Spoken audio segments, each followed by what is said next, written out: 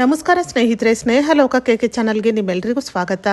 ಸ್ನೇಹಿತರೆ, ಈ ವಿಡಿಯೋದಲ್ಲಿ ಯುಗಾದಿ ಹಬ್ಬವನ್ನು ಯಾವ ರೀತಿ ಆಚರಣೆ ಮಾಡಬೇಕು, ಪೂಜಾ ವಿಧಾನ ಹೇಗೆ, ಪೂಜೆಗೆ ಶುಭ ಸಮಯ ಯಾವುದು, ಅಭ್ಯುಂಜನ ಸ್ನಾನ ಮಾಡುವುದು ಹೇಗೆ, ಅಂದರೆ ಎಣ್ಣೆ ಸ್ನಾನ ಮಾಡುವಾಗ ಸ್ನಾನ ಮಾಡುವ ನೀರಿಗೆ ಯಾವ ವಸ್ತುಗಳನ್ನು ಬೆರೆಸಬೇಕು, ಬೇವು ಬೆಲ್ಲವನ್ನು ಸೇವಿಸುವಾಗ ಯಾವ ಮಂತ್ರವನ್ನು ಪಠಿಸಬೇಕು, ಈ ಎಲ್ಲ ಮಾಹಿತಿಯನ್ನು ಇವತ್ತಿನ ಈ ವಿಡಿಯೋದಲ್ಲಿ ತಿಳಿಯೋಣ ಸ್ನೇಹಿತರೆ. ಅದಕ್ಕಿಂತ ಮುಂಚೆ ನೀವು ಇನ್ನೂ ನನ್ನ ಚಾನಲ್ನ ಸಬ್ಸ್ಕ್ರೈಬ್ ಮಾಡ್ಕೊಂಡಿಲ್ಲ ಅಂದರೆ ದಯವಿಟ್ಟು ಸಬ್ಸ್ಕ್ರೈಬ್ ಮಾಡ್ಕೊಳ್ಳಿ, ತಪ್ಪದೆ ಬೆಲ್ಲೈಕನ್ ಅನ್ನು ಕೂಡ ಕ್ಲಿಕ್ ಮಾಡಿ. ನಮ್ಮ ಹಿಂದೂಗಳ ಪಾಲಿಗೆ ಯುಗಾದಿ ಹಬ್ಬವೇ ಹೊಸ ವರ್ಷ.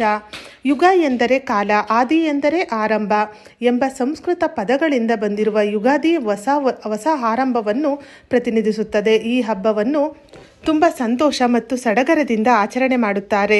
ಫ್ರೆಂಡ್ಸ್, ಮೊದಲಿಗೆ ಯುಗಾದಿ ಹಬ್ಬದ ದಿನ ಅಭ್ಯುಂಜನ ಸ್ನಾನವನ್ನು ಮಾಡಲಾಗುತ್ತದೆ. ಹಾಗಾದರೆ ಸ್ನಾನ ಮಾಡುವ ನೀರಿಗೆ ಯಾವ ವಸ್ತುಗಳನ್ನು ಬೆರೆಸಿ ಸ್ನಾನ ಮಾಡಬೇಕು ಎಂಬ ಮಾಹಿತಿಯನ್ನು ತಿಳಿಯೋಣ. ಬೆಳಿಗ್ಗೆ ಬೇಗನೆ ಎದ್ದು ತಲೆಗೆ ಸ್ನಾನವನ್ನು ಮಾಡಬೇಕು. ಅದಕ್ಕಿಂತ ಮುಂಚೆ ಎಣ್ಣೆಯನ್ನು ಹಚ್ಚಿಕೊಳ್ಳಬೇಕು. ತಲೆಗೂ ಮತ್ತು ಕೈಕಾಲುಗಳಿಗೆ ಎಣ್ಣೆಯನ್ನು ಹಚ್ಚಿಕೊಂಡು ಸ್ವಲ್ಪ ಸಮಯದ ನಂತರ ತಲೆಗೆ ಸ್ನಾನವನ್ನು ಮಾಡಿ, ಸ್ನಾನ ಮಾಡುವ ನೀರಿಗೆ ಸ್ವಲ್ಪ ಬೇವಿನ ಎಲೆಗಳು, ಒಂದು ಚಿಟಿಕೆ ಅರಿಶಿನವನ್ನು ನೀರಿಗೆ ಹಾಕಿ ಸ್ನಾನ ಮಾಡಿ. ಇದರಿಂದ ನಿಮ್ಮಲ್ಲಿರುವ ನೆಗೆಟಿವಿಟಿ ದೂರವಾಗಿ ಪಾಸಿಟಿವಿಟಿ ಹೆಚ್ಚಾಗುತ್ತದೆ. ಆದ್ದರಿಂದ ಸ್ವಲ್ಪ ಬೇವಿನ ಎಲೆ ಮತ್ತು ಅದಕ್ಕೆ ಅರಿಶಿನವನ್ನು ಹಾಕಿ ತಲೆಗೆ ಸ್ನಾನ ಮಾಡಿ ನಂತರ ಮಡಿ ಬಟ್ಟೆಯನ್ನು ಧರಿಸಿ, ಸಾಧ್ಯವಾದರೆ ಈ ದಿನ ಹೊಸ ಬಟ್ಟೆಯನ್ನು ಧರಿಸಿ ನಂತರ ಮನೆ ಮುಂದೆ ಸ್ವಚ್ಛ ಮಾಡಿ, ಮನೆ ಮುಂದೆ ರಂಗೋಲಿಯನ್ನು ಬಿಡಿಸಿ, ತುಳಸಿ ಕಟ್ಟೆಯನ್ನು ಕೂಡ ಸ್ವಚ್ಛ ಮಾಡಿ, ತುಳಸಿ ಕಟ್ಟೆಯ ಮುಂದೆ ರಂಗೋಲಿಯನ್ನು ಬಿಡಿಸಿ, ಹೊಸ್ತಿಲಿಗೆ ರಂಗೋಲಿಯನ್ನು ಬಿಡಿಸಿ, ಹೊಸ್ತಿಲಿಗೆ ಅರಿಶಿನ ಕುಂಕುಮವನ್ನು ಇಟ್ಟು ಹೊಸ್ತಿಲನ್ನು ಹೂಗಳಿಂದ ಅಲಂಕಾರ ಮಾಡಿ, ಹಾಗೆ ರಂಗೋಲಿಗೆ ಬಣ್ಣಗಳನ್ನು ಹಚ್ಚಿ ನಂತರ ತುಳಸಿ ಗಿಡಕ್ಕೂ ಕೂಡ ಹೂಗಳಿಂದ ಅಲಂಕಾರ ಮಾಡಿ ಅರಿಶಿನ ಕುಂಕುಮವನ್ನು ಇಟ್ಟು ಮೊದಲಿಗೆ ಪೂಜೆಯನ್ನು ಮಾಡಿಕೊಳ್ಳಿ. ತುಳಸಿ ಕಟ್ಟೆಗೂ ಮತ್ತು ಹೊಸ್ತಿಲಿಗೆ ಪೂಜೆಯನ್ನು ಮಾಡಿ ನಂತರ ಮನೆ ಒಳಗೆ ಬಂದು ಪೂಜಾ ಸ್ಥಳದಲ್ಲಿ ಒಂದು ಪೀಠವನ್ನು ಸಿದ್ಧಪಡಿಸಿಕೊಂಡು ಎಲ್ಲ ದೇವರ ಫೋಟೋಗಳಿಗೂ ಕೂಡ ಅರಿಶಿನ ಕುಂಕುಮವನ್ನು ಹಚ್ಚಿ ಮೊದಲಿಗೆ ಫೋಟೋವನ್ನು ಶುದ್ಧ ಮಾಡಿ ನಂತರ ಶ್ರೀಗಂಧ ಅರಿಶಿನ ಕುಂಕುಮವನ್ನು ಹಚ್ಚಿ ಹೂಗಳಿಂದ ಅಲಂಕಾರ ಮಾಡಿ. ಇನ್ನು ಈ ಯುಗಾದಿ ಹಬ್ಬದ ದಿನ ತೋರಣಕ್ಕೆ ವಿಶೇಷವಾದ ಮಹತ್ವವಿದೆ. ಅದರಲ್ಲೂ ಮಾವಿನ ತೋರಣವನ್ನು ಮನೆಯ ಮುಂಬಾಗಿಲಿಗೆ ಕಟ್ಟಿ, ಹಾಗೆ ದೇವರ ಮನೆಯ ಮುಂಬಾಗಿಲಿಗೂ ಕೂಡ ಮಾವಿನ ತೋರಣವನ್ನು ಕಟ್ಟಿ. ಇದರಿಂದ ಮನೆಯಲ್ಲಿರುವ ನಕಾರಾತ್ಮಕ ಶಕ್ತಿ ದೂರವಾಗಿ ಸಕಾರಾತ್ಮಕ ಶಕ್ತಿ ಹೆಚ್ಚಾಗುತ್ತದೆ ಎಂಬ ನಂಬಿಕೆ ಇದೆ. ತೋರಣವನ್ನು ಕಟ್ಟಿ ಪೂಜೆಯನ್ನು ಪ್ರಾರಂಭ ಮಾಡಿ.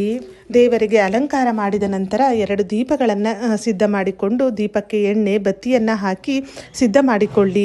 ಹಾಗೆ ಕಳಸವನ್ನು ಸ್ಥಾಪನೆ ಮಾಡುವವರು ಕಳಸವನ್ನು ಸ್ಥಾಪನೆ ಮಾಡಿ. ಕಳಸವನ್ನು ಸ್ಥಾಪನೆ ಮಾಡಲು ಒಂದು ತಟ್ಟೆಯನ್ನು ತೆಗೆದುಕೊಳ್ಳಿ. ತಾಮ್ರ, ಬೆಳ್ಳಿ ಅಥವಾ ಹಿತ್ತಾಳೆಯ ತಟ್ಟೆಯನ್ನು ತೆಗೆದುಕೊಂಡು ತಟ್ಟೆಗೆ ಸ್ವಲ್ಪ ಅಕ್ಕಿಯನ್ನು ಹಾಕಿ ಹರಡಿ ಆ ಅಕ್ಕಿಯಲ್ಲಿ ಅಷ್ಟದಳ ಪದ್ಮ ರಂಗೋಲಿಯನ್ನು ಬಿಡಿಸಿ ಅದರ ಮೇಲೆ ಕಳಸದ ಬಿಂದಿಗೆ ಅಥವಾ ಚೊಂಬನ್ನು ಇಡಬೇಕು. ಕಳಸದ ಬಿಂದಿಗೆಗೆ ಸ್ವಲ್ಪ ಶುದ್ಧವಾದ ಅಂದರೆ ಮುಕ್ಕಾಲು ಭಾಗದಷ್ಟು ಶುದ್ಧವಾದ ನೀರನ್ನು ಹಾಕಿ ಆ ನೀರಿಗೆ ಅರಿಶಿನ, ಕುಂಕುಮ, ಅಕ್ಷತೆ, ಒಂದು ಹೂವು ಮತ್ತು ಒಂದು ನಾಣ್ಯವನ್ನು ಹಾಕಿ ಅದರ ಮೇಲೆ ಒಂದು ತೆಂಗಿನಕಾಯಿಯನ್ನು ಇಟ್ಟು ಸುತ್ತಲೂ ವಿಳೆದೆಲೆ ಅಥವಾ ಮಾವಿನ ಎಲೆಯನ್ನು ಇಡಬೇಕು. 5 ವಿಳೆದೆಲೆ ಅಥವಾ 5 ಮಾವಿನ ಎಲೆಯನ್ನು ಇಟ್ಟು ಕಳಸವನ್ನು ಸ್ಥಾಪನೆ ಮಾಡಬೇಕು. ಈ ದಿನ ಕಳಸಕ್ಕೆ ವಿಶೇಷವಾದ ಮಹತ್ವವಿದೆ. ಕಳಸವನ್ನು ಸ್ಥಾಪನೆ ಮಾಡಲು ಆದಷ್ಟು ಮಾವಿನ ಎಲೆಯನ್ನೇ ಬಳಸಿ. ಇಷ್ಟೆಲ್ಲ ಸಿದ್ಧವಾದ ನಂತರ ಕಳಸಕ್ಕೂ ಕೂಡ ಅರಿಶಿನ ಕುಂಕುಮವನ್ನು ಅರ್ಪಿಸಿ ಹೂಗಳಿಂದ ಅಲಂಕಾರ ಮಾಡಿ ನಂತರ ನೈವೇದ್ಯವಾಗಿ ಹಣ್ಣುಗಳನ್ನು ಅರ್ಪಿಸಿ, ಹಾಗೆ ತೆಂಗಿನಕಾಯಿಯನ್ನು ಅರ್ಪಿಸಿ, ಹಾಗೆ ನಿಮ್ಮ ಮನೆಯಲ್ಲಿ ಯಾವುದಾದರೂ ಸಿಹಿ ಪದಾರ್ಥವನ್ನು ಮಾಡಿದರೆ, ಅಂದರೆ ವಿಶೇಷವಾಗಿ ಈ ದಿನದೊಂದು ಹೋಳಿಗೆಯನ್ನು ಮಾಡಲಾಗುತ್ತದೆ. ಹೋಳಿಗೆಯನ್ನು ನೈವೇದ್ಯವಾಗಿ ಅರ್ಪಿಸಿ. ಹೋಳಿಗೆ ಬೇಗ ಮಾಡೋದಕ್ಕೆ ಸಾಧ್ಯವಾಗದೇ ಇದ್ದರೆ, ಅಂದರೆ ಪೂಜೆಯ ಸಮಯದಲ್ಲಿ ಹೋಳಿಗೆ ಇನ್ನೂ ರೆಡಿ ಆಗಿಲ್ಲ ಅಂದರೆ ಅಂಥ ಸಂದರ್ಭದಲ್ಲಿ ನೀವು ಬೇವು ಬೆಲ್ಲ ಅಥವಾ ಪಚಡಿಯನ್ನು ಕೂಡ ನೀವು ನೈವೇದ್ಯವಾಗಿ ಅರ್ಪಿಸಿ ಅಥವಾ ಹಣ್ಣುಗಳನ್ನು ನೈವೇದ್ಯವಾಗಿ ಅರ್ಪಿಸಿ ಪೂಜೆಯನ್ನು ಮಾಡಿಕೊಂಡು ನಂತರ ಹೋಳಿಗೆ ಎಲ್ಲ ಅಡುಗೆಗಳು ಸಿದ್ಧವಾದ ನಂತರ ಎಲ್ಲ ಅಡುಗೆಗಳನ್ನು ನೈವೇದ್ಯವಾಗಿ ದೇವರಿಗೆ ಅರ್ಪಿಸಿ ನಂತರ ಸೇವಿಸಬಹುದು.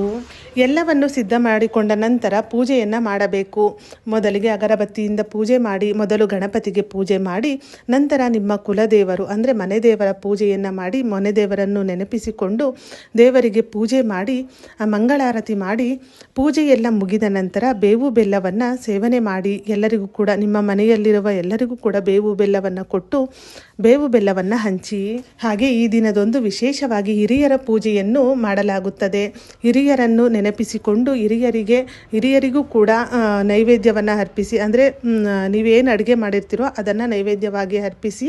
ಹಾಗೆ ಬಟ್ಟೆಯನ್ನು ಅರ್ಪಿಸುವವರು, ಹಿರಿಯರಿಗೆ ಬಟ್ಟೆಯನ್ನು ಏರಿಸುವವರು ಈ ದಿನ ಹಿರಿಯರಿಗೆ ಬಟ್ಟೆಯನ್ನು ನೀವು ಸಮಾಧಿ ಹತ್ರ ಹೋಗಿ ಪೂಜೆ ಮಾಡ್ತೀರಾ ಅಂದರೆ ಸಮಾಧಿಯ ಮೇಲೆ ಬಟ್ಟೆಯನ್ನು ಇರಿಸಿ ಪೂಜೆ ಮಾಡಿಕೊಂಡು ಆ ಬಟ್ಟೆಯನ್ನು ನಂತರ ನೀವು ಉಪಯೋಗಿಸಬಹುದು. ಸಮಾಧಿ ಹತ್ರ ಹೋಗಲು ಸಾಧ್ಯವಾಗದವರು, ಅಂದರೆ ದೂರ ಇರುತ್ತೆ ಅಂಥವರು ಮನೆಯಲ್ಲಿಯೇ ಅವರ ಫೋಟೋ ಮುಂದೆ ಬಟ್ಟೆಯನ್ನು ಇಟ್ಟು ಹಿರಿಯರ ಪೂಜೆಯನ್ನು ಮಾಡಿ ನಂತರ ಆ ಬಟ್ಟೆಯನ್ನು ನೀವು ಉಪಯೋಗಿಸಬಹುದು. ಈ ರೀತಿಯಾಗಿ ಹಿರಿಯರ ಆಶೀರ್ವಾದ ಜೊತೆಗೆ ದೇವರ ಆಶೀರ್ವಾದದೊಂದಿಗೆ ನಿಮ್ಮ ಹೊಸ ವರ್ಷದ ಜೀವನವನ್ನು ಪ್ರಾರಂಭ ಮಾಡಬೇಕು. ಇನ್ನು ಯುಗಾದಿ ಹಬ್ಬದ ದಿನ ಯಾವ ಸಮಯದಲ್ಲಿ ಪೂಜೆ ಮಾಡಬೇಕು ಎಂದರೆ ಈ ದಿನದ ರಾಹುಕಾಲವನ್ನು ಬಿಟ್ಟು ಮಿಕ್ಕ ಸಮಯದಲ್ಲಿ ಪೂಜೆ ಮಾಡಬಹುದು. ಇನ್ನು ಬೇವು ಬೆಲ್ಲ ಸೇವನೆ ಮಾಡುವಾಗ ಯಾವ ಮಂತ್ರವನ್ನು ಪಠಿಸಬೇಕು, ಯಾವ ಮಂತ್ರವನ್ನು ಪಠಿಸುವುದರಿಂದ ಆಯುಷು ಆರೋಗ್ಯ ಹೆಚ್ಚಾಗುತ್ತದೆ ಎಂದರೆ ಬೇವು ಬೆಲ್ಲವನ್ನು ಸೇವಿಸುವಾಗ ಶತಾಯುರ್ವಜ್ರದೇಹಾಯ ಸರ್ವ ಸಂಪತ್ಕರಾಯ ಚ ಸರ್ವಾರಿಷ್ಟ ವಿನಾಶಾಯ ನಿಂಬಕಂ ದಳಭಕ್ಷಣಂ ಎಂಬ ಮಂತ್ರವನ್ನು ಪಠಿಸಿ. ಇದರ ಅರ್ಥ 100 ವರ್ಷಗಳ ಆಯಸ್ಸು, ವಜ್ರದಂತಹ ದೃಢವಾದ ದೇಹ, ಸರ್ವ ಸಂಪತ್ತು ಮತ್ತು ಎಲ್ಲ